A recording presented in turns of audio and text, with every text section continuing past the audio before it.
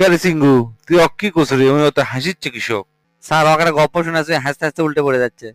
ক্লাসের মধ্যে ক্লাস বাদ দে আরেকজনের সাথে গপ্প মারাচ্ছ তাহলে কি গপ্প করছো? ক জোরে ক, দেখি সগলি শুনি, আমরা সগলি না হাসি ক। আপনিও শুনবেন আবার? আচ্ছা ঠিক আছে, করছি স্যার। হচ্ছে কি, আমেরিকার প্রেসিডেন্ট আসলো না, জর্জ ডাব্লিউ বুশ। ওই শালা তো সেই খারাপ লোক আসলো, যুদ্ধ করে মানুষকে মায়ের ছাপা করে দিছে। তো এখন ঘটনা আছে, ওই মরে গেছে। এখন সব ধর্মই তো মানে স্বর্গ নরক আছে। তো ওই এত মানুষ খুন করছে, তো সেই জন্য নরকত দেওয়া হচ্ছে। তো নরকত ঢুকছে, ঢুকে দেখে যে নরকের মানে বিভিন্ন দেশের নরকের নাম লেখা আছে। যে দেশে মানে যাই জন্মগ্রহণ করছে বা যে দেশে যাই মরছে, সেই দেশের নরকত তাকে ঢোকা লাগবে। তো এখন বুশ যেহেতু সারা পৃথিবীর একটা মানে নেতা, ওই জন্য সুযোগ দেওয়া হচ্ছে যে আপনি যে কোনো নরকত ঢুকতে পারেন, সমস্যা নাই। আপনি দেখে দেখে দেখে দেখে যেটা পছন্দ সেটাতে আপনি ঢুকবেন। প্রথমে বুশ চিন্তা করছে যেহেতু আমি আমেরিকার লোক, তাহলে আমেরিকার নরকত যা দেখি তো কি অবস্থা। তো যা দেখে বিশাল গেট, দারোয়ান আছে।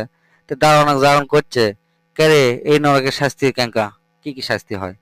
তো দারোয়ান করছে, প্রতিদিন সকালবেলা আপনি কেনা চেয়ারত বসে দেওয়া হবে। সেই চেয়ারত বসে থুয়ে কারেন্টের শর্ট দেওয়া হবে, বুঝছেন? তো কারেন্টের শর্ট মনে করেন ঘন্টা 2-3 দেওয়া হবে। দেওয়ার পরে পাশে একটা চৌকি আছে, সেই চৌকির মধ্যে 1 লাখ লোহা পোতা আছে। ওই লোহার উপরে আপনি শুতে দেওয়া হবে। সুতার সাথে সাথে 50 টন ওজনের একটা দৈত্য আপনি পিঠে উঠবি। উঠে করবি কি, 50টা চাবুক মারবি।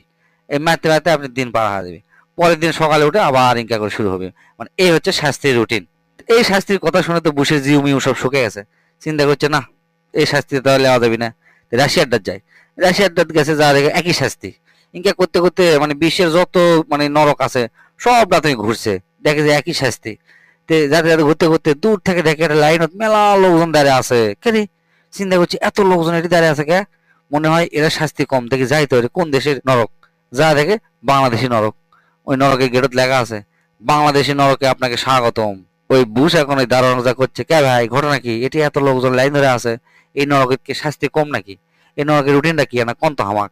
তারপর বাংলাদেশের দারোয়ান করছে যে প্রথমে আপনি যে কারেন্টের চেয়ার আছে, ওই চেয়ারত বসে থাকা লাগবে, কারেন্ট শট খাবেন। তারপরে একটা লোহা পোতা একটা চৌকি আছে, চৌকি সুতা লাগবে। তারপরে একটা দৈত্য আছে, আপনি দৈত্য চাবুক মারবি। 50টা চাবুক মারে আপনি দিন পার হয়ে যাবে, এটা আপনি রুটিন।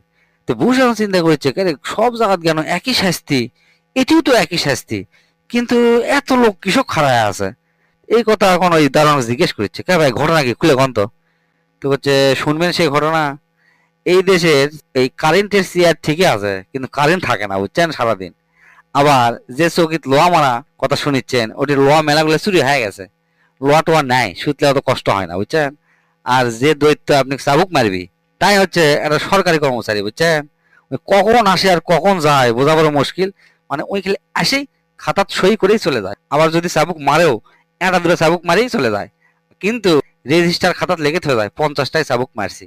এই হলো সুবিধা। আবার মনে করেন কোনোদিন আসেই না, এই জন্যে এত লোকেরই খাড়া থাকে, বুঝছেন। আর কোনো কোনো দিন ডাকেও না, মানে না ডাকলে তার মানে ওই শাস্তিও মাপ, মানে দাঁড়িয়ে থেকেই দিন পার হয়ে যায়। সেজন্য একের কষ্ট হয় না।